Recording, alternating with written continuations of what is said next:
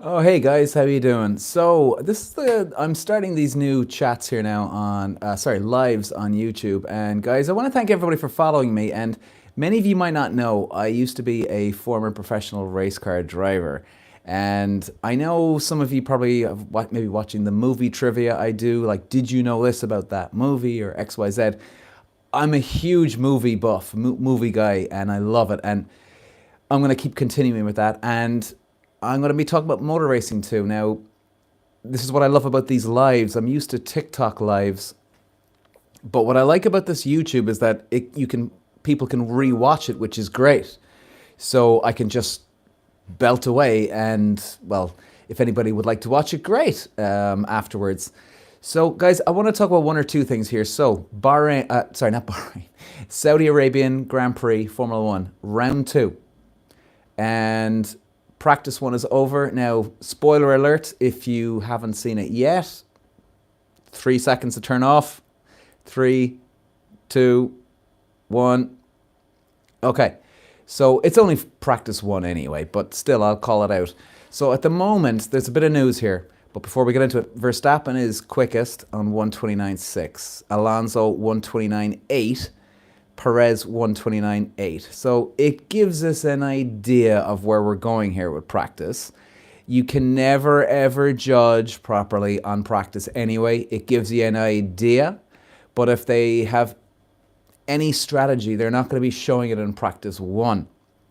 Now, what I want to get back to here, and this is where I've seen in motor racing in all my life when I've experienced this, Christian Horner now has been cleared of all wrongdoing, but they're still going on about it. They are still going on about it. Can we just leave the poor man alone? I've never even been a fan of Christian Horner, and I'm team Christian Horner now. I'm all for Christian Horner. I feel sorry for this guy. My heart goes out to this fella. Can you imagine what his poor kids and his wife think? Maybe they have a 1 or 2% doubt in their heads about him now. And you wouldn't blame them either, because what happened, right? You just don't know. So lads, like, it's all fucking bullshit with this. And now, the person that's been accusing them has been suspended from work, and with full fucking pay. Suspended for causing this trouble in the first place, and with full fucking pay. So what this is telling us, oh, hey Michael, how you doing? Yeah, it sure is. Yeah, as in it's total bullshit, I presume. Thanks for the feedback. But guys, it's fucking ridiculous. So like this world is teaching us that you do get rewarded for bad behavior. You do get rewarded for being a sneaky motherfucker. And the guy's not even single. He's got a wife. He's got kids at home. This person clearly didn't give a shit that this could really, really upset Christian Horner's family here. There's kids involved.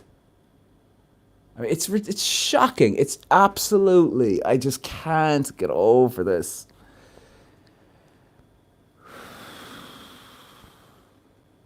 My heart goes out to the family. I really hope they're going to be okay. I really do. And where do they go from here?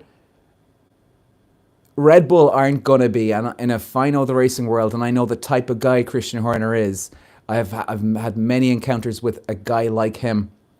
He is an unbelievably brilliant team boss. He's clever, he's resourceful, he gets the job done, he gets you a result, he brings a result to the table. And this will not affect him, or Adrian Newey, or Verstappen, or anybody in the team. It's just going to be an annoyance in his life that he's just got to get rid of. Michael, yeah, it's just crazy. It fucking sure is, buddy. It sure is, lad. And yeah, you get rewarded for bad behavior. You get fucking rewarded for bad behavior. And you know, it's scary because what else can people say about you? And I mean, hey, I'm a single guy. and I thought this was actually quite funny. There was even for me the other day. There's this Facebook page called "Are We Dating the Same Man?" Now, most of my YouTube followers are men, so I'm sure you know exactly by what it says on the tin here what this kind of fucking page is all about. It's about women going onto this Facebook page, and I was included the other day. So women go onto this Facebook page, and let's say they're dating John out there, right? So one woman thinks John is dating other women or whatever. She puts a photo or a video up of John on this Facebook page, and then women get involved. Hey, ladies, do anybody know this guy John? Women then jump in and say, oh yeah, I know him. He's an asshole. He's this. He's that. Blah blah blah. Now, of course, not every woman on the planet's doing this. All right, I'm not having a go off women here, because there's a small percentage of men and women that do this stuff, but it's insane, man. And I mean, I was even thinking, fuck, am I getting left out here in this one? Now, for me, to be honest, I'm lucky this way, because for me, I thought it was actually, I got premiered in that page there a few days ago. I don't even have a girlfriend. I'm not even dating anybody. I have a podcast. I openly talk about my relationship life, my racing life, my past life in racing. I talk about everything. I'm incredibly open and fucking honest. And yet, still got premiered. I'd actually love to see the screenshots. I thought it was hilarious. I was like, yay, I finally got in. I said it on TikTok the other day, and I got TikTok banned there today, believe it or not. So funnily enough, this shit coming up today, it's like, oh my God, you just can't do anything. And but my point is about this, is that no one has anywhere to hide. No one has anywhere to hide. Whether it's me, it's anybody, any of you watching, anyone in the world can get fucked over straight away. And Christian Horner is getting fucked. So, what does his family think? Not just his kids and wife. What does actually, I don't even know if he has brother and sisters, but hopefully his parents are still alive. What do his parents think of this? I'm sure they'd believe their son. Jesus, I hope so. And just a lot of people trying to take him down. Does anybody watch Formula One here or Drive to Survive? I'd be interested to know, guys, because I love talking about motor racing. It's been a huge part of my life. I've raced for 13 years professionally. And I think correct me if I'm wrong, but most of my followers are in America and the UK. But I think it's America mainly. And I used to race in America and the UK, actually. And I love it. I love it over there. It's fucking fantastic. So it's great. We're going to talk more and more. I've got a podcast every week that a Formula One is on. So my general podcast, I'm talking about dating life, general chit-chat, banter shit, and motor racing. But every Monday and Friday, I'm talking about motor racing.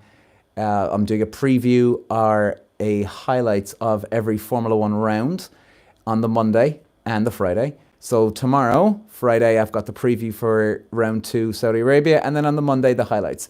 But if there's no Formula One Grand Prix, I'm going to be talking about Formula One Drive to Survive. And I'm going through the behind the scenes of Drive to Survive, coming from a racing driver. So for instance, even in season 1, I'm up to season 1 episode, coming on to season 1 episode 9 now, I think. But I'm going through each episode, breaking it down bit by bit. And even you see Carlos Sainz's manager now in season 1. And you see that in Drive to Survive. Now, to be fair to Netflix, they've only a certain amount of time where they have to cover a lot of stuff. So even they can't cover everything, you know? And it's it's not their fault. It's just the way it is. They've only a certain amount of airtime they can do. So you can't blame them. And I talk about like the instances like Carlos Sainz's manager. What does he do? How many days a week would he work? Is he on a 5-day? Is he on a 6 or a 7-day week? Or is he working 7 days during the season, but then he takes a bit of time off season? What does he do? How close a friend is he to Carlos Sainz if he is a friend?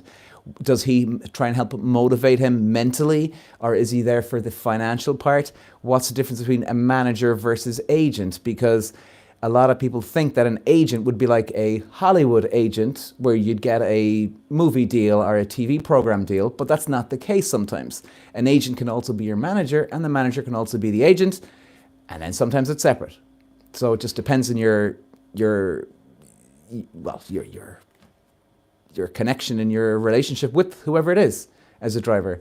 And we also look at how much do these guys get paid. Like, for instance, I mean, you get Carlos Sainz's manager, I can't quote exactly, but he would be minimum on 10% a year. Minimum 10% a year. So if Carlos Sainz is getting paid, example, 10 million for 1 year, he's going to get 10%, 1 million.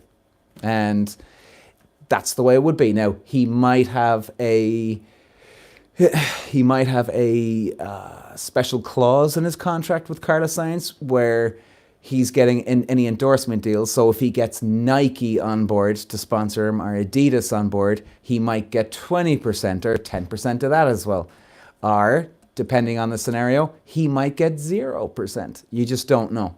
So I try and talk about all those little ins and outs and where I can relate to a lot of scenarios, because a lot of people don't realize that even if you're racing karts back in the day, there is no difference to the politics, the corruption, the lies, the manipulation, the honesty. There's the good and bad. There's no difference in behind the scenes to karting all the way up the ranks to Formula One.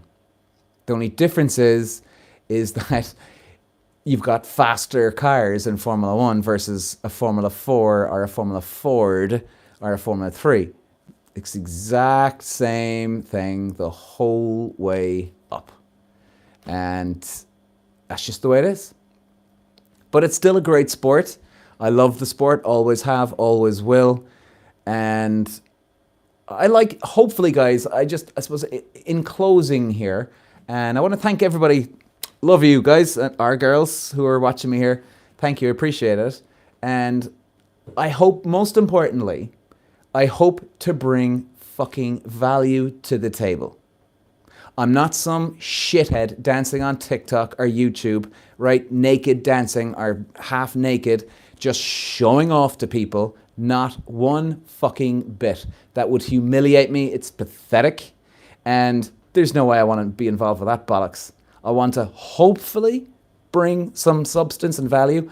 And excuse me, even when I say hopefully, I don't even know if I will. Some people might think I'm fucking boring. Some people might love it. Some people might just like it.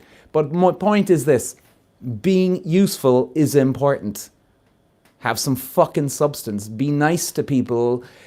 There's too many fucking assholes out there at the moment that are in this cancel culture, the woke culture. And I'm not saying everybody who's in cancel culture or woke culture is horrible. No, I'm not. What I'm saying is the people that abuse things, do you know?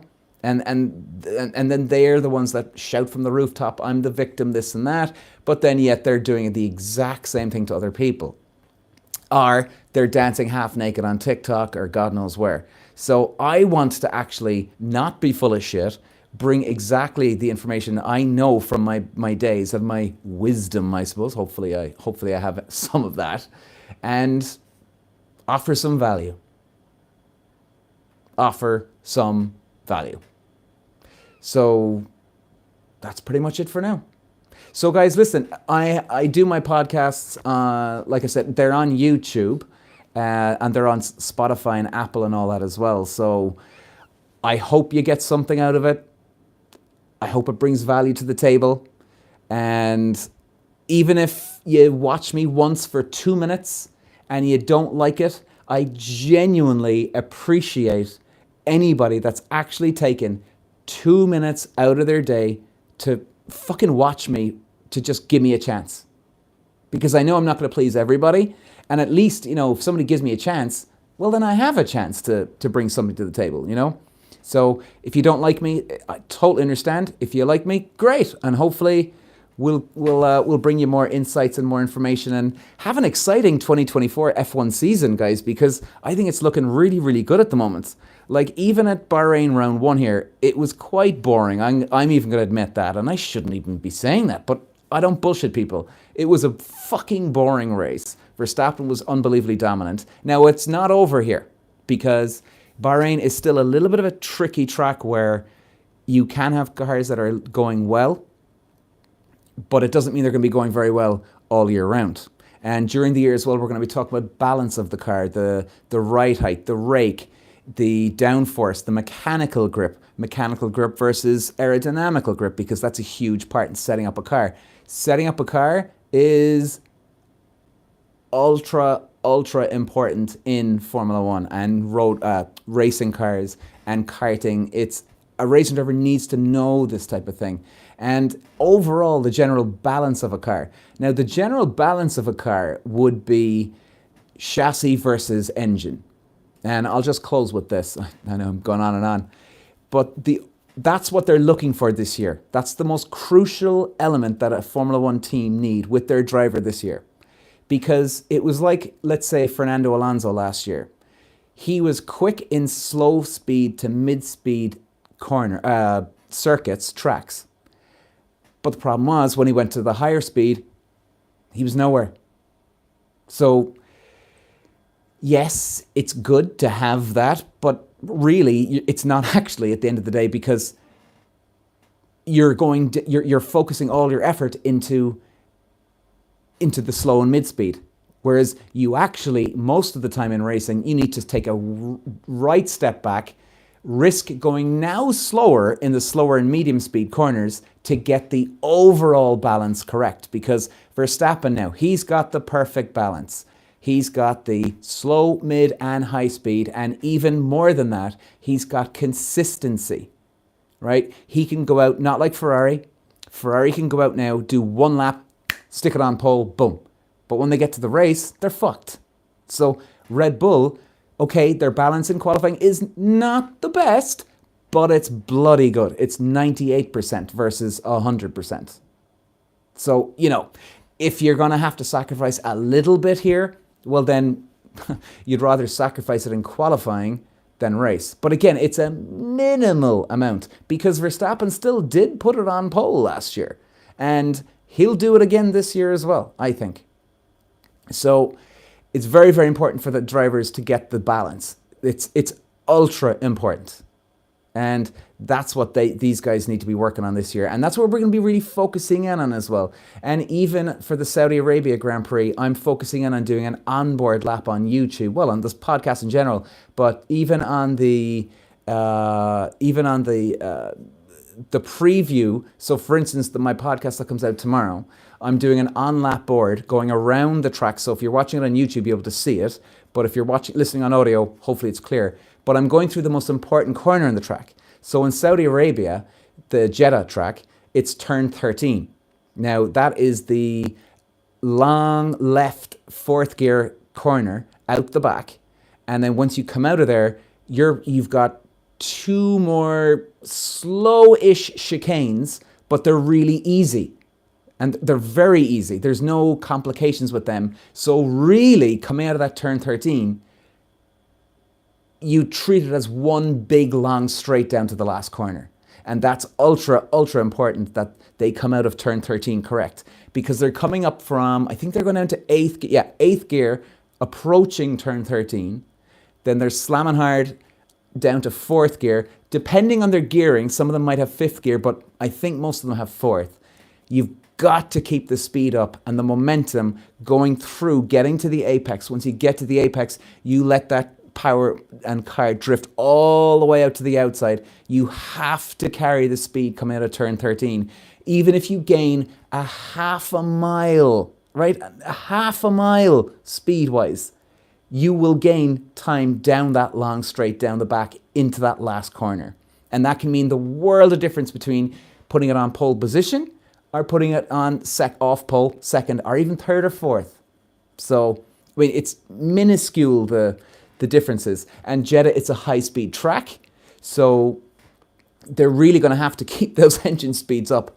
And hello, A, how's it going? A, Just Games, that's cool. Well, cheers. Hopefully I'll bring some value. But again, I love talking about the mechanical stuff. I love it. I'm obsessed. I could talk about it all fucking day long. So yeah, turn 13 is where they're really going to gain the momentum. And I think Jeddah is going to be a very cool race to watch. Even if it can be boring at times, and let's say, example, Verstappen or Leclerc go right out into the lead, they're way ahead, and there's no battles. At Jeddah, there's always safety cars because you don't have extra bit of tarmac that you can run off if you do go too fast into a corner. You don't have a gravel trap to stop the car. You've got fucking concrete walls. So if you make one tiny mistake, boom, crash. Bits of car everywhere, debris everywhere. And therefore, what happens? Well, you're fucked anyway. You're out of the race. And there could be another big crash. So I think we're going to have a lot of safety cars this weekend at Jeddah. Wouldn't be surprised. It's happened the last few years. So there's just accidents waiting to happen. So, okay, I'll leave it there. And guys, I want to thank you for watching. Thanks for the comments, lads. And hopefully we'll have a great, entertaining, exciting Formula 1 24 season. And of course, I'll be reviewing and highlighting all of them. So thanks for watching, lads. And I'll talk to you again. Cheers.